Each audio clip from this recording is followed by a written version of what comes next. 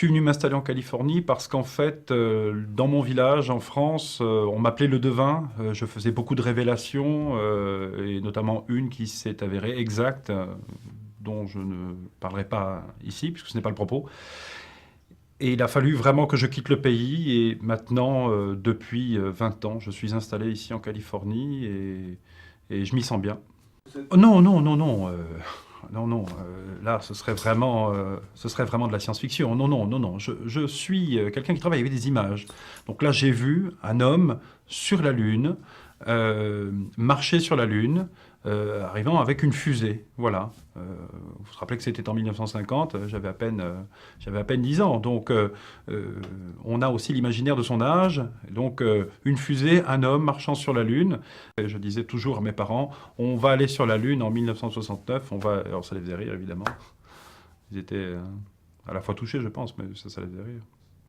Oui, j'ai effectivement toujours des images, notamment des images très très fortes en ce qui concerne en fait l'énergie nucléaire. Voilà, puisque nous arrivons vers la fin de l'énergie du pétrole.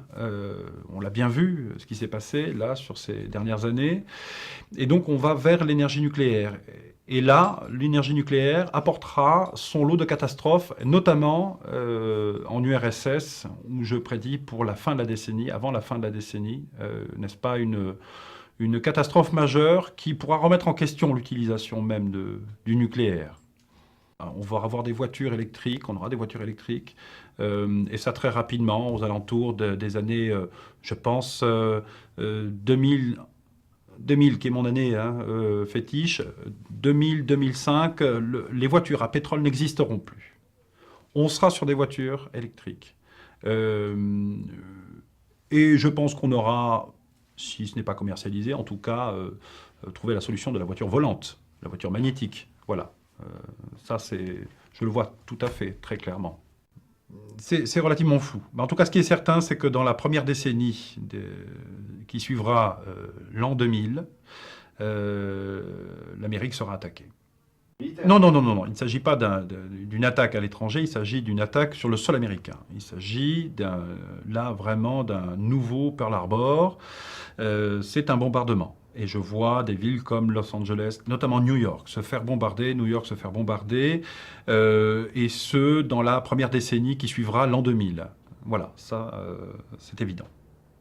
Non, non, non, mais comme je vous disais, le bloc de l'Est, dans 10 ans, n'existera quasiment plus. Donc on peut imaginer qu'à l'aube de l'an 2000, non seulement ils seront nos alliés, mais en plus de ça, on ne parlera plus, enfin je veux dire, on ne parlera plus de bloc soviétique.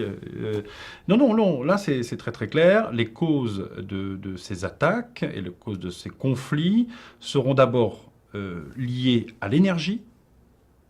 Ça, c'est évident. L'énergie, le pétrole, la guerre du pétrole va rentrer bientôt en action et dans pas longtemps. Et deuxièmement, des problèmes, une guerre de religion. On revient sur des guerres de religion. Oui, un changement qui sera une révolution populaire, puisque le peuple américain élira entre 2005 et 2012. C'est très clair là encore, un noir à la tête du pays le plus puissant du monde. Un noir sera l'homme le plus puissant du monde. Et ce sera amené par un élan populaire, vraiment. Les gens seront derrière cet homme qui sera accueilli probablement, non pas comme un messie, mais en tout cas comme un sauveur. L'esprit d'un changement pour une Amérique qui aura souffert, je pense. Le monde dans 100 ans. Alors c'est à la fois un fantasme pour moi, ça m'amuse beaucoup, j'essaie toujours d'imaginer, mais le problème c'est que je ne vois rien pour ces années-là, parce que malheureusement, en ce qui me concerne, je ne vois plus rien après 2012.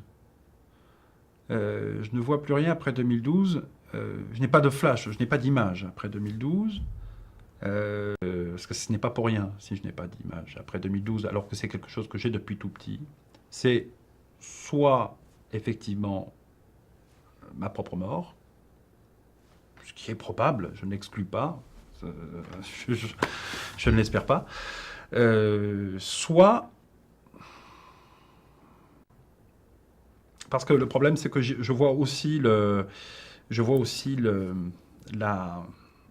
la rencontre, je ne sais pas comment vous dire ça, mais je vois aussi on va probablement rencontrer d'autres personnes. Oui, de rencontres, de rencontres, de rencontres extraterrestres. Voilà, le mot est lancé. Et en même temps, si vous êtes là, c'est pour qu'on puisse en parler. 2012, pour moi, c'est l'année de la rencontre. Euh, je ne sais pas s'il faut vraiment parler de formidable. Le problème, c'est que je pense qu'ils seront tellement en avance sur nous. Vous imaginez, ils viennent du fin fond de la galaxie. Pour l'instant, nous, on était sur la Lune. Mais heureuse, mais c'est un conflit. Vous écoutez ce que je dis. On va avoir la visite de gens qui seront bien plus puissants que nous. Il y a des perdants et des gagnants dans un conflit. Nous serons les perdants. Et je peux vous assurer que si je ne vois rien après 2012, c'est pour une raison bien claire. C'est que l'humanité aura disparu. Bon, mais on va arrêter là.